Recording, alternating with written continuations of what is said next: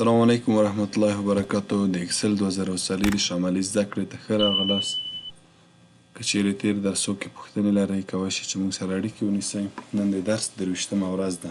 رابه شم دغه ورک بوک به زه خلاص کړم تیار دلته موږ سره فایلونه پکې شته.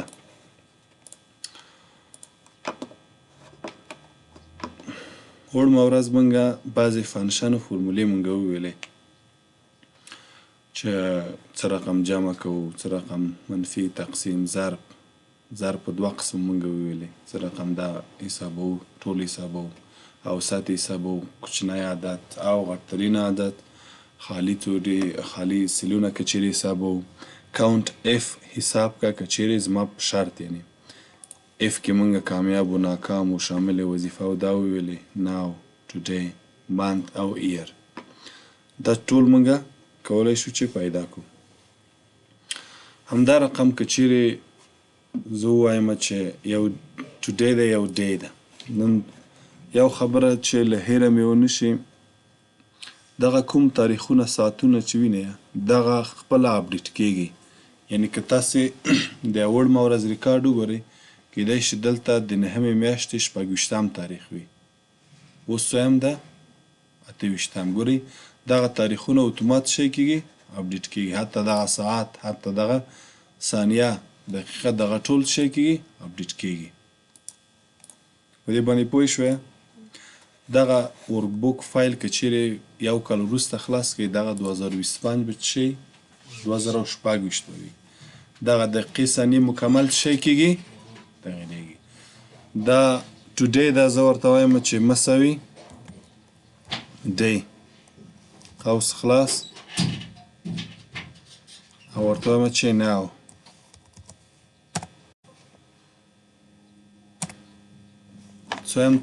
څویم تاریخ ده نن 28. ګورئ د ډی او ټوډی فرق شی ده ښه. ډی چې ده تنه د نن ورځې تاریخ درته راولي او ټوډی چې ده د نن ورځې تاریخ، کال، میاشت ټول مکمل او تنه ده ورځ هغه کې. دا څه و؟ ډی و. د ډی او ټوډی فرق باندې پوه شوې؟ مساوي ډی قوس خلاص څه په ولیکو؟ ناو یعنې د نن ورځې انټر څویمه ورځ ده نن؟ د نهمې میاشتې 28 تاریخ ده. همدا رقم که چیرې موږ ولیکو چې اور څه اور څه معنا؟ ساعت. دا ای چې پکې بې غږه ده ښه، اور نه ده، څه ده؟ اور ده. مثلا که چیرې غواړو ساعت معلوم کړو چې څویم ساعت ده یعنې 10 بجې دي، 12 بجې، څو بجې دي، مساوي څه به ولیکو؟ اور قوس خلاص ولیکو چې فعلا. ګورئ څو بجې دي اوس وای؟ 6 بجې دي. صحیح ده؟ همدا رقم که چیرې موږ منټ معلوماتوو مساوي دلته به زه 90 کړمه منټ.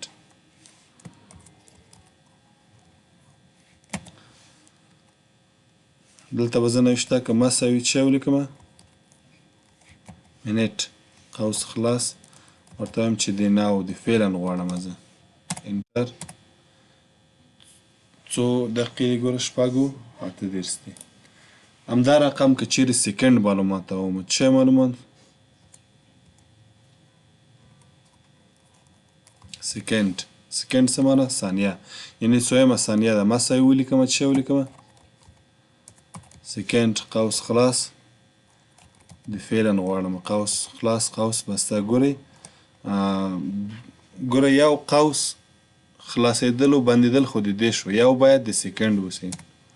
ګورئ څویمه ثانیه ده اوس روانه ده؟ 18مه ثانیه روانه ده. له هغې نه وروسته که چیرې غواړو چې توان ولیکو څه توان ته څه انګلیسي کې؟ پاور. ګورئ دغه ثانیه مخکې څه وه؟ تغییر شوه که نه؟ که چیرې زه انټر زه مثلا دلته لیکمه چې 10، ګورئ دا 15 به تغییر شي. ګورئ 48 شو.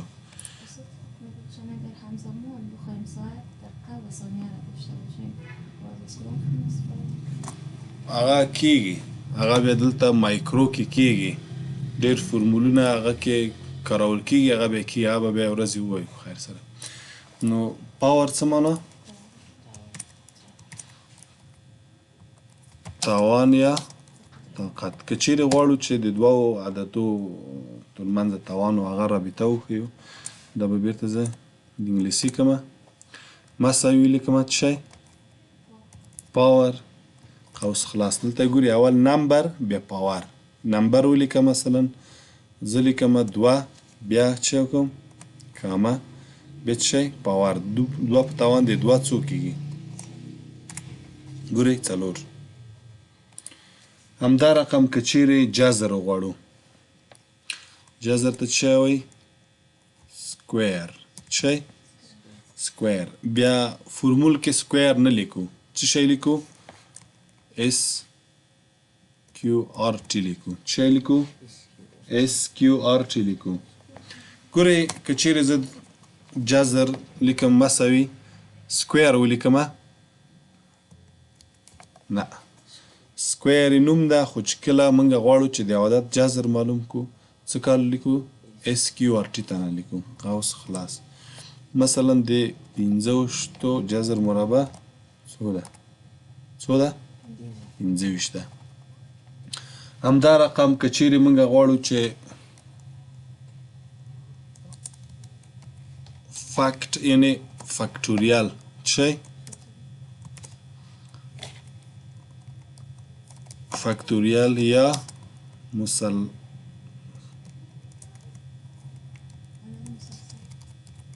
مسلسل اعداد. ګورئ دا په 2 طریقو وکړو. لیکمه چې مساوي، ژبه باید انګلیسي کمه، مساوي فاکت قوس خلاص. ورته وایم چې له تر 5 پورې څه کا مسلسل عددونه خپل راته ضرب که. څه معنا یې؟ یو په 2 کې، 2 په 3 کې، 3 په 4 کې، 2 ته ټول شی کا ضرب په څو شوه؟ 1/100. که یې نه منې ګوره 1 2 3 4 5. موږ د ضرب فورمول ویلی او مساوي څه شی لیکو؟ پرادکټ قوس خلاص قوس بسته څو شوه؟ 1/100. په دې باندې پوه شوې؟ بل موږ په خیر سره وایو چې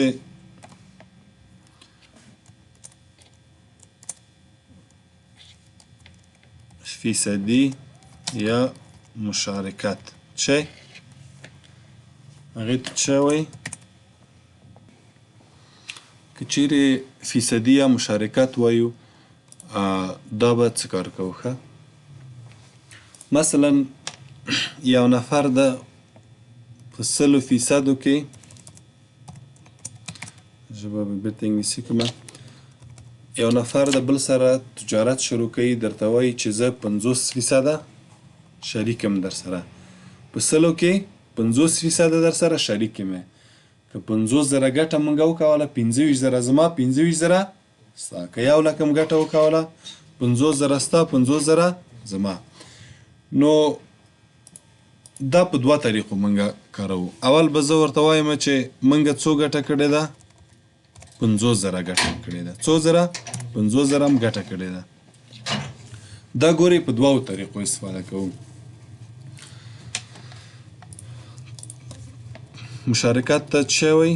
یا فیصدي ته چې مثلا په څو فیصدي کې در سره شریک یي، پرسنټیج. ګورئ دا په 2 طریقو کېږي. لیکم چې مساوي تناسب مو ویلی ده، دا خانه ضرب دی دې خانې تقسیم دی دی. یو نفر چې 100% کې 100 کې 50% نیم په نیم کې شریک در سره، ګټه دې څو کړې؟ 50,000. نو فایده یې څو شوه؟ 25,000. دا دې ته تناسب وایي. ښه بل رقم یې موږ داسې کار کوو چې لیکو چې مساوي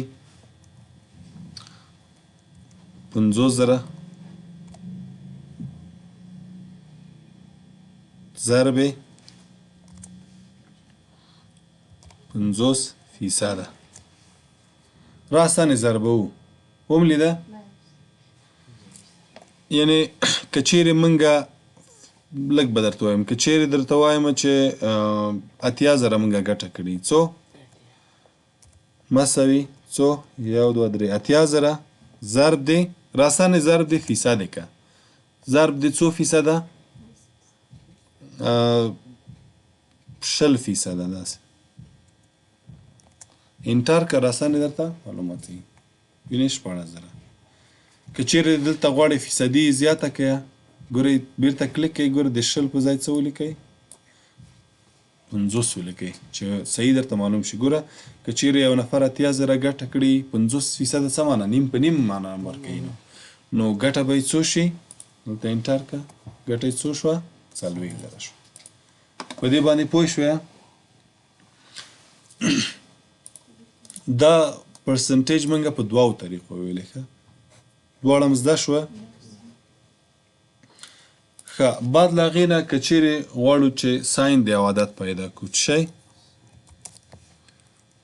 ساین کوساین او تانجنت د دو مخه خو بنده شوه دلته به زه انزیټ کړم چې دا لږ دې خوا لاړ شي مثلا لیکمه چې مساوي ساین د څو ولیکمه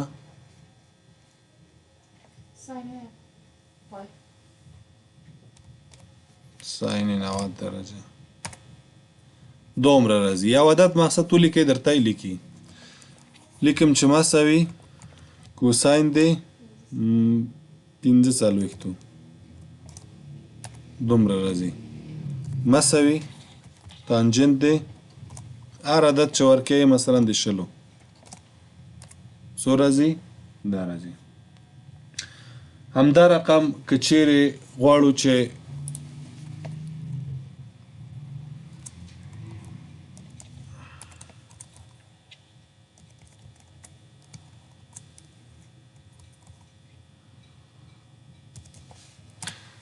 دا درې واړه څه استفاده کوي ښه که چیرې غواړئ چې زه یو هغه لیکمه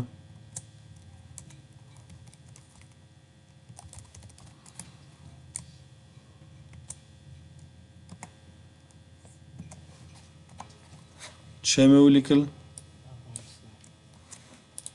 ګورئ د دوی استفاده څه شی ده ښه اپر څه معنا کوم سیل چې ورته انتخاب کړئ هغه څه کار کوي ټول په غټ تورو درته لیکي چیرته یې غواړم دلته یې غواړم لیکم چې مساوي اپر قوس خلاص ده قوس بسته دغه چې په کوچني توري افغانستان لیکلی ده په غټ توري راته ولیک یعنی دا تقریبا چینج یې که موږ ته لوور په کوچني توري درته لیک که چیرې زه دلته نوشته کړمه چې افغانستان ټول په غټ توري مې ولیکه که نه که چیرې غواړم دغه افغانستان په کوچني توري دلته ولیکل شي مساوي څه شی لیکمه لوور قوس خلاص دا به انتخاب کړمه بیرته به قوس بسته کړمه ګورئ دغه افغانستان ورته انتخاب کړو ټول په کوچني توري ولیکم پراپر څه معنا پراپر مساوي پراپر قوس خلاص اول توری به په غټ توري شي نور به په کوچني توري شي هر یو چې انتخابوي زه ورته وایم دا هم لیده اول توری په غټ توري شه نور ټول په کوچني توري شه بل فرمول دی څه شی وایو